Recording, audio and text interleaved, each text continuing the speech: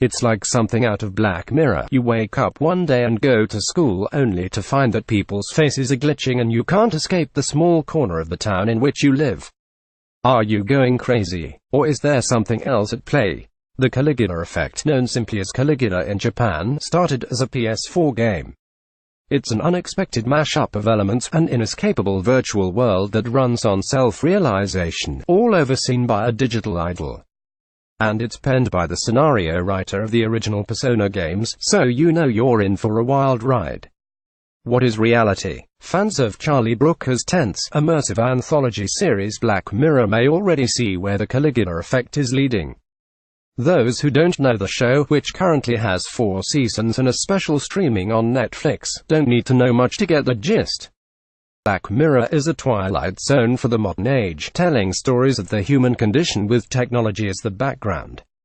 That's the Black Mirror of the title, the blank screen after you turn off your computer, reflecting yourself back at you.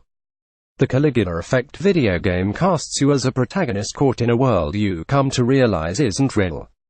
It's theoretically an ideal world, allowing you to live out the joys of high school and listen to a beautiful pop idol, but there's something wicked just underneath the surface. And only a select few people can see what's happening.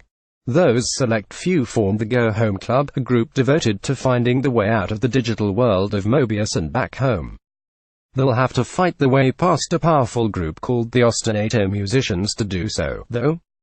And they'll have to dig deep into the real lives and why they're in Mobius in the first place. The enemy within. How do you fight your way out of a digital world?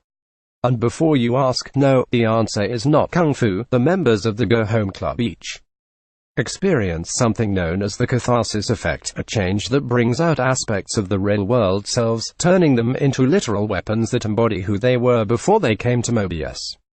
However, catharsis doesn't come without consequences. This realized version of their true selves also comes with the side effect of bringing out hidden elements of their personality. And, as we discover over time, the members of the Go Home Club aren't exactly the purest people. So aside from the Ostinato Musicians, what did they have to fight to make the way out of Mobius? An engineer, a malicious scientist. Try Hatsune Miku. Play the music. There are some twists and turns along the way, with some interpersonal dealings leading to much bigger issues, but at the top of the heap is Mew, not the Love Live kind. Mew is essentially a Vocaloid, a piece of vocal software and Mobius's beloved idol. She can bring happiness to anyone who listens to her song, but there's far more to her than meets the eye. Not just what she wants and where she comes from, but where her songs come from. Going too far in that direction would be entering spoiler territory. But in the real world, the Caligula effect and the world of Vocaloids aren't all that far separate.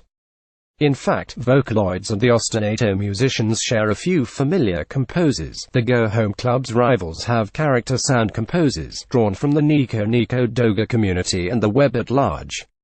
Familiar names like Q-Psyop, Renritsu Hautashiki, Polyphonic Branch, Nijigen Dream Fever, and 40MP Karakuri Piero are just a few of the composers who lent the talents to the original game. Tsukasa Masuko of the Megami Tensei series brings it all together with the game's general soundtrack. The odds of Hatsune Miku actually making her way into the world of Black Mirror get higher and higher every day. But in the meantime, fans of Vocaloids and lovers of dark tech-based horror have something to look forward to this season. Which route will the Caligula effect go down when it launches this month? There's only one way to find out. Kara Dennison is responsible for multiple webcomics, and is half the creative team behind the OEL light novel series Owl's Flower. She blogs at karadennison.com and tweets at Ruby Cosmos. Her work can currently be read in Stranger Tales of the City from Obverse Books.